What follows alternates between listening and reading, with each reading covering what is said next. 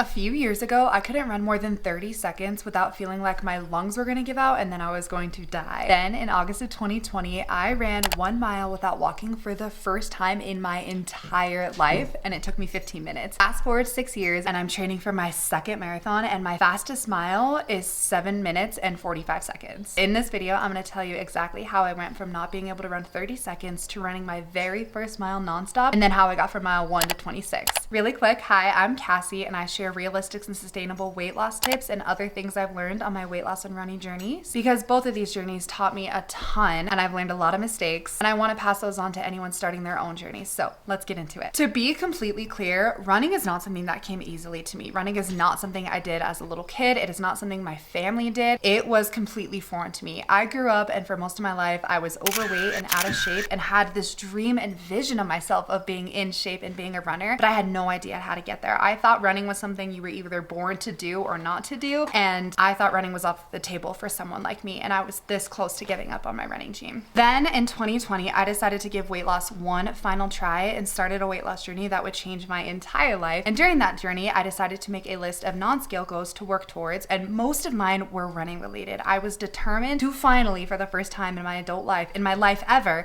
run 1 mile without walking. I had never done this in middle school or high school or on any sports team I was on or anything I did. I had never run in my entire life 1 mile without having to walk. So in August of 2020, I ran 1 mile without stopping, and it took me 15 minutes on the treadmill, and I was and still am so incredibly proud of that first mile. Before I get into how I ran that first mile and everything I did to get from mile 1 to 26, I want to talk about the time. If you're watching this and thinking you ran your first mile in August of 2020 and now it's 2026, you're training for your second marathon, that's 6 years to get to where you are. That's so long. First of all, life lesson: don't ever quit something before you even start solely because of how long it's going to take to achieve, because the time is going to pass anyway. Even if it does take you 6 years to achieve it, 6 years is going to come and go no matter what. So never quit something because of how long it's going to take to achieve, because that time will pass regardless. The second thing I want to call out is I was not consistent for these 6 years whatsoever. The first year after I ran my first mile, so in August of 2020 until January of 2022, so about a year and a half, the only thing I was doing was sticking consistent by keeping my feet on the ground. I was running consistently, and I stayed loosely consistent, but I wasn't running smart. I wasn't doing different types of runs. I wasn't learning about different types of runs. I was just spending time on my feet, which is good, but I wasn't improving that much. Had I known everything I'm about to go in this video, if I had known that from the start, I would have seen these running improvements much quicker in my running journey. But after about a year and a half of being roughly consistent with running, I found out I was pregnant with my daughter, and from January 2022 until about December 2024, I ran less than 10 times. Pregnancy was rough, postpartum was rough, life figuring out being a mother was rough. I wasn't ready to dedicate time to running until December of 2024, when I decided to sign up for a postpartum half marathon and get back into running. And everything and all of my running progress has truly been since about December of 2024, so about a year and a half. My journey wasn't linear, and it's likely yours won't be either, and that's okay. But if you stay consistent with the tips in this video, you can make the same progress I did in a lot less time. So now let's get into the method of how I ran that very first mile. The most important thing I did to achieve mile 1 was slowing down. In the past, when I had tried to run a mile, I hopped on the treadmill or went outside and took off way too fast. On the treadmill, I always started at a 6 mile an hour pace. Don't know why that was in my head, but I thought obviously my first mile needs to take 10 minutes and be at a 6 mile an hour pace. That is unbelievably unrealistic, considering I had never run that speed in my life, especially for longer than 30 seconds, and was not a runner. So the first thing I did was slow down. I started getting on the treadmill at a 4 mile an hour pace, and some of you might be thinking that's practically walking. Okay, cool, that doesn't matter. It was the pace that I could stick at and actually keep on the treadmill long enough for to start seeing improvements. So slow way down. After you slow down, the next thing you need to do is actually start working towards building up your endurance. And I did that by doing walk-run intervals. This is very common for runners, especially runners who are trying to get into it. So what I did is I would warm up on the treadmill and just walk for about 5 minutes, and then I would run at a 4 mile an hour pace for 30 seconds, walk for 2 minutes, run for 30 seconds, walk for 2 minutes. And I did that interval for about 20 minutes,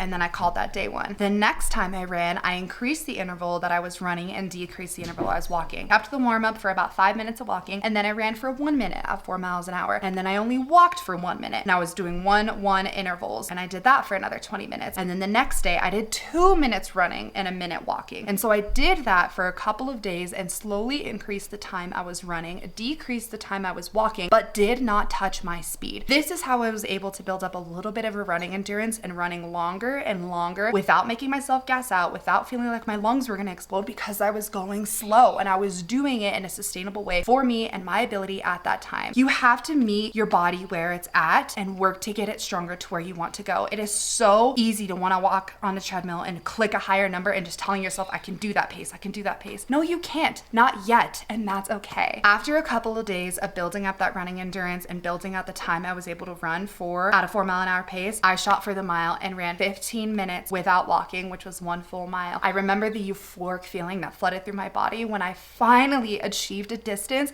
that I had written off, and I was so close to closing my dream on. I was so close to saying I'm never going to achieve this, and then I did, and that sparked the addiction, and I relived that feeling all of the time. Running is really rewarding because you can very quickly achieve distances that you once told yourself you weren't able to. After I achieved that first mile, I kept going at that same pace and just kept building my endurance. I went for 20 minutes and then 25 minutes without walking, 30 minutes, all the way up to 45 minutes, which if you do the math is 3 miles. I ran 3 miles without walking in 45 minutes, something I truly thought I was never going to achieve. Once I hit about 45 minutes of being able to run without walking, at that point, I thought I had a pretty solid endurance built up and I was ready to start getting a little faster. So again, this first year, I didn't do any research on different types of runs or running form or anything. I just was keeping my feet on the ground. So after I was able to do about 45 minutes, I slowly increased my speed. And all of this was on the treadmill because that's what kept it sustainable for me. The number one thing, if you're trying to do something new and trying to get into a hobby or habit, you need to do it in a way that fits it with your lifestyle so you're more likely to actually do it. So for me, it needed to be on the treadmill in my air-conditioned room so that I could get into the habit and get consistent with it before I took it outside and just get comfortable with it. So I slowly started bumping up my speed and I did my runs at a 4.1 speed and then a 4.2 speed, and I slowly, like so slowly, increased my speed over time. There are better ways to get faster and I'm gonna go over those in the tips, but truly for me, I just wanted to get comfortable running and to get my body used to it and just make it a habit for me. And that was the most important thing, was just doing it slow and slowly increasing my speed. First year, I think the fastest I ever got up on the treadmill to was like a 5, maybe 5.5 speed. And I did do some runs outside, but I found I am much slower outside than on a treadmill. But I did spend a lot of time running and set the foundation and really solidified my love of running. So if you want to get into running, the most important thing you need to do is slow down. Don't focus on distance, don't focus on heart rate, don't focus on pace. Just slow down to a speed that you can actually maintain for long enough to achieve the distances you want to. I literally started at a 15 mile an hour pace. Now my easy slow runs are around 11 minutes. I've PR'd 7-minute miles. I've done a ton of fast distances I never dreamed possible, and it's all because I started slow. Once you start slow enough and build up your endurance, then you're ready to take on a bunch of these other tips that I'm gonna dive into. So here are the game-changing tips I wish I would have known from day one that would have helped my running exponentially increase. And I've learned all of these in the past year and a half since getting into running postpartum. Very first tip I have for you is that if you are serious about running and wanting to get better at it,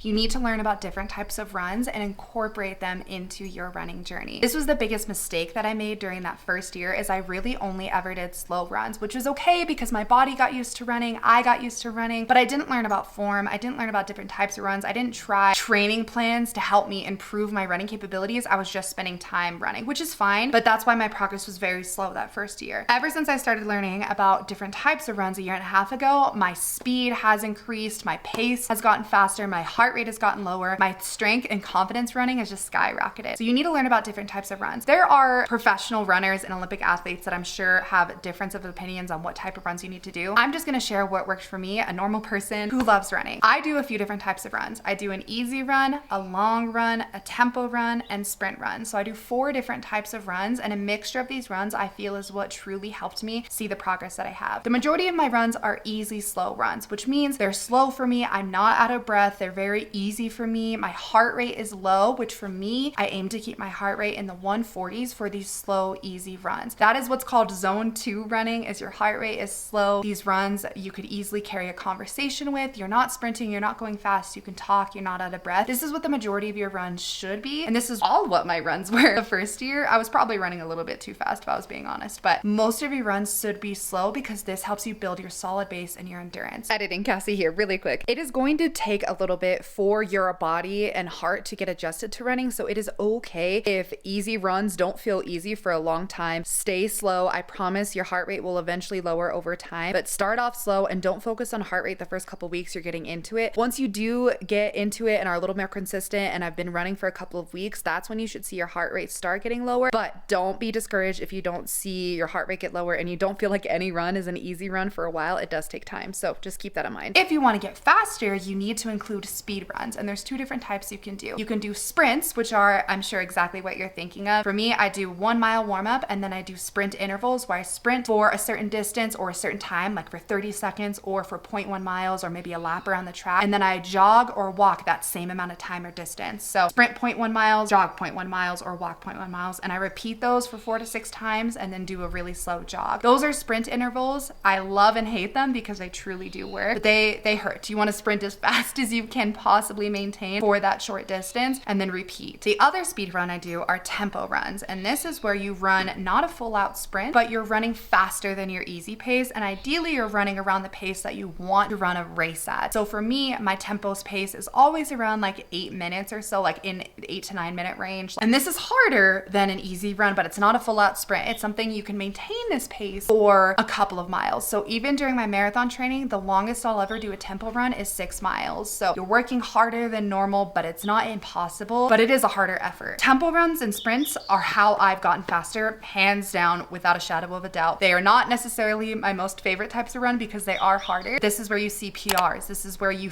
realize how capable and fast your body is. And then the last run that I do is just a long run. And this is really only if I'm training for a certain race, which right now is a marathon. So once a week, I will do a longer run and I add a mile to it every week. So today was my long run. I ran 9 miles. Next week, I will run 10 miles. The combination of easy runs, fast runs, and long runs helps you build your speed, your endurance, and your base. A mixture of easy, long, and speed runs, I think, are 1000% responsible for how much faster I've gotten, how much lower my heart rate has got. The next tip that I have for you is to dress for your body, not for style. There's so many cute running clothes out there, and I see girls in these cute little short, flowy shorts that run marathons, and I wanted to buy those shorts, so I went to Lululemon. It was the only thing I've ever spent money on at Lululemon was a cute pair of running shorts that were loose and flowy, and I can't wear them because they ride up my butt and it gives me chub rub. So I learned the hard way that you need to wear clothes that perform for you and your run, not that look cute. Because if you want to love running, it needs to be comfortable and enjoyable. And if you're adjusting your clothes and they're pinching and they're riding up and they're making you chafe, you're not gonna have a good time and you're gonna be so discouraged. So dress in clothes that are comfortable, that make you feel good,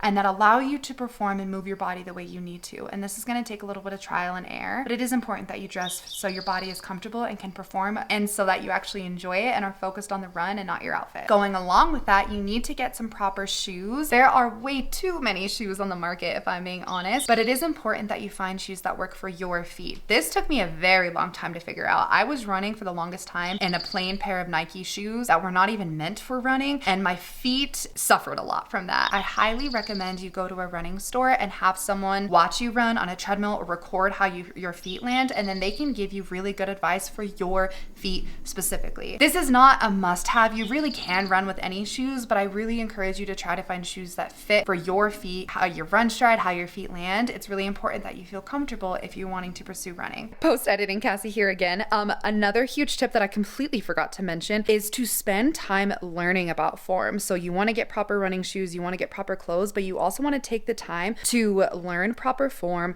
record yourself on a treadmill or have someone record you while you're running. Watch yourself back, look at your form, understand what you look like when you run, and then watch some YouTube videos or just watch other people's tips on how to actually get your form better and stronger. I spent a lot of time manually working on my forms, my arms, my legs, the way my feet landed, the way my hips were. A lot of that, it just comes with a lot of practice and conscious awareness of it. So make sure you're taking the time to actually educate yourself on what proper run form looks like so you don't get hurt and so you can get better at running. When it comes to getting into running, I found that having something else to focus on allowed you to build that endurance, because trying to run these distances for the first time is hard. So I found it really enjoyable to listen to audiobooks. If I'm on the treadmill, I watched a movie or I watched a show, and I only allowed myself to absorb this media when I was running. So I only listen to my audiobook when I'm on a run. I only watched that show or that movie when I was on the treadmill. I rewatched so many seasons of Teen Mom that first year I got into running because I only allowed myself to watch it on the treadmill, and it was a way to get myself to be consistent. So you don't have to listen to music. Honestly, music is really boring to me on a run, unless it's a speed workout, different story, but I always listen to audiobooks outside, and it makes the time go by so fast. My run this morning, 9 miles, which took an hour and 45 minutes went by like that because I was listening to a really, really good audiobook. So switch it up, listen to audiobooks, watch movies or shows, and try to save those for only your runs. Sign up for races. Oh my gosh, I wish I would have done this sooner. I was so intimidated to go to a professional race because I thought I was gonna be surrounded by people who looked like they were runners and looked like Olympic athletes, and then there would be me and everyone would know that I was the outcast. That cannot be further from the truth. I have been to runs in New Mexico, in Las Vegas, in Ireland, super cool, in Oklahoma. I have been running in a bunch of different environments and communities, and the running community is the same in all of them. Accepting, diverse, welcoming, supportive. Oh, it makes me want to cry. Running is something that people, at least I believe, truly just do for themselves. And it's so wild how much I love running and how much it's healed me. And it's something I truly do just for me. And I think that's the same for a lot of people. So you go to a race and there's people that are older than you and younger than you. There's people that weigh more than you and less than you. It's just so welcoming and diverse and so supportive. So sign up for races not only to keep yourself motivated and to help you train for something, but also to be a part of a very, very welcoming and supportive community. Also, running for races afterwards is so fun. You get a medal, you get a shirt, you get a bib, and I save all of my bibs and all of my medals and I have them put up in my office with all of my PRs and all of my medals, and I look at it quite literally every day, and it makes me so happy just to see that. You will never, ever, ever regret signing up for a race, and you will be on cloud nine running around people who are just running for themselves, just like you, supporting you, cheering you on while also achieving their own goals. There's truly, truly nothing else like it. Build a training program. This is something I wish I would have done the very first time I got into running. I really wish I learned about different types of runs and built a training plan and stick to that a lot more than I did. This is something you have to do just for you. There are a ton of apps out there now that you can use to build a running plan for you, but I am the person that if it's not going to fit in with your life, you're not going to do it. So I built all of my training plans from scratch. I learned from other people. There's so many content creators out there who share their running plans. There's a lot of really good websites. So I read and learned from what other people found success in and built my own schedule based on what worked for me and my lifestyle. I'm a mom. I work full time. My husband works full time. We're very busy people. So I had to build my running plan around that in a way to make it fit so that I could stick with it. Having a training plan helps keep you motivated and on track, and you know what you're going to do every day, and it allows you to see that progress. If you are running outside, you need to make sure that you're taking care of yourself as well, especially in the heat. You need to make sure you're wearing sunscreen, you bring a hat to shield your face, you're wearing sunglasses because the sun is so damaging to your eyes, you bring water with you, you drink electrolytes. You need to make sure that you're taking care of yourself so that you feel good on your runs. If you're not eating properly or drinking enough water or keeping yourself cool, you're going to feel horrible when you go on your runs, and it's going to deter you. If you wear uncomfortable clothes, you're not going to enjoy it. If you wear bad shoes, you're not going to enjoy it. If you get heat exhaustion and you're not properly fueling or drinking, you're not going to enjoy it. So you need to make sure that you're feeding yourself, you're drinking enough water, you're staying cool, and you're comfortable so that it's easier to actually stick with running. The last two tips that I have kind of go hand in hand, and they are to not focus on other runners and to have fun. The reason I fell in love with running in the first place was it helped me connect with my body and helped me realize I am far, far more capable than I ever thought. Achieving distances and running at paces and for lengths of time that I have are things I never thought possible. If you would have told me a few years ago when I was 230 pounds and I had never run a mile in my life that one day I would run a marathon, that one day I would run a 5K in less than 30 minutes, that one day I would run a 10K in under an hour, I would have thought you were crazy. And so that is why I fell in love with running. And sometimes I get so caught up in the fact that I'm not as fast as I want to be, or my heart rate is higher than I want it to be, or I find myself comparing myself to runners online and wondering how they are so fast and why I'm not, and I get hard on myself when I just need to remember this is for me. This is supposed to be fun and it's rewarding and it's my time to work on myself, to improve myself, and to have fun. And I forget that sometimes. So have fun with it. Wear fun outfits, do cool hairstyles, get the glitter, get the face paint, join the races, and just have fun. Don't compare yourself to other runners. Don't compare your pace or your heart rate or your distances to anybody else. Just focus on you and how you felt today versus yesterday, and give yourself recognition when you crush the milestones that I know you will. Now let me go show you the gear that truly was game-changing for my running journey as well. So now let's talk about the gear that I take with me literally on every single run. The very first running gear that I purchased, and actually it was a gift thanks to my awesome husband, was a running vest. Whether my run is 1 mile or 20 miles, I take a running vest with me. I use it to carry my water, which you should bring with you on any run that you do. I use it to carry my phone and my self-defense. So this one is from Osprey. I have literally had this since 2020. My husband bought it for me when I got into running, and I love it so much. There are a ton of different options out there, but I do recommend getting a running vest to hold your water,